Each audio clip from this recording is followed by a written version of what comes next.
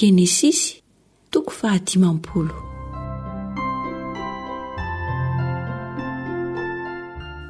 Ary Josefa nihohoka tamin'ny tavan'ny rainy ka nitomany teo amboniny sady nanoroka azy. Ary nasain'i Josefa nanositra zava-manitra an-drainy ny mpanompony izay mpanao fanafody, dia nanositra ny Israely ny mpanao fanafody. Ary notanterahiny taminy efa-polo andro, fa izany no isan'ny andro nanosoram-paty. Ary ny Egyptiana nisaona azy fito-polo andro. Ary rehefa tapitra ny andro nisaonana azy, Josefa dia niteny tamin'ny tao an-tranon'i Farao ka nanao hoe: raha mba nahita fitỳ eo masonareo aho, masina ianareo. Lazao amin'ny Farao ka ataovy hoe ny raiko efa nampianina aho ka nanao hoe indro faty aho. Koa ao amin'ny fasako izay noadiko ho aho any amin'ny tany Kanana, dia ao no andeveno aho. Ho ankehitriny, trarantitra ianao, ao ka hiakatra andevona ny raiko dia hiverina tia indray. Ary ho Farao, miakarary ka aleveno ny rainao arak'izay nampianinany ianao. Dia lasa niakatra Josefa andevona ny rainy, ary niara niakatra taminy mpanompony Farao rehetra, dia ny loholona tao an-tranony sy ny loholona rehetra tany amin'ny tany Egipta. Ary ny ankohonan'i Josefa rehetra sy ny rahalahiny, ary ny ankohonan'andrainy, ny ankizy madinika sy ny ondriny amanosiny sy ny ombony ihany no navelany tao amin'ny tany Gosena. Ary nisy kalesy sy mpitaingo-tsoavaly niara niakatra taminy koa, ka lehibe dia lehibe ny tobony. Ary rehefa tonga tao gorena tada izy, izay ao andafin'ny Jordana, dia nanao fisaonana lehibe sy mafy indrindra teo izy, dia nisaona an-drainy hafitoana Josefa. Ary rehefa hitany Kananita tompo-tany ny fisaonana tao gorena tada, dia hoy izy: fisaonana mafy amin'ny Egyptiana izao.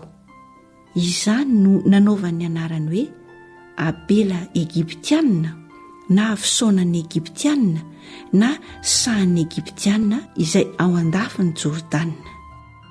Ary ny zanaka lahin'i Jakoba nanao taminy arak'izay nandidiny azy, dia nitondra azy tany amin'ny tany Kanana, ary nandevina azy tao amin'ny zohy amin'ny sa Makipela tandrifony Mamre, dia ilay novidiny Abrahama mba amin'ny sa tamin'ny Efrona Hetita ho tany fandevenana.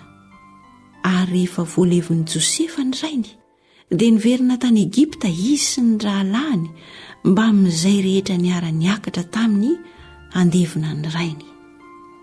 Ary rehefa hita ny rahalahin'i Josefa fa maty ny rainy, dia hoy izy: andrao anao folo lentika amintsika Josefa, ka hamaly antsika tokoa noho izay ratsy rehetra nataontsika taminy. Dia naniraka anakany amin'i Josefa izy ka nanao hoe ny rainao nanafatra fony izy tsy mbola maty, ka nanao hoe izao no lazainareo amin'i Josefa: mamelary ny fahadisoan'ny rahalahinao sy ny fahotany, fa efa nanao ratsy taminao izy. Eny, mamelary ankehitriny ny fahadisoan'ny mpanompony Andriamanitra ny rainao. Dia nitomany Josefa raha niteny taminy izy ireo, koa nanantona azy ny rahalahiny, dia niankohaka teo anantrehany ka nanao hoe indreto izahay ho mpanomponao.